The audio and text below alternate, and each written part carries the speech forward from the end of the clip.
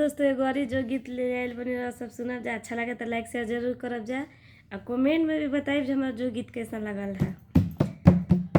अनजाना सुबह हो तू तो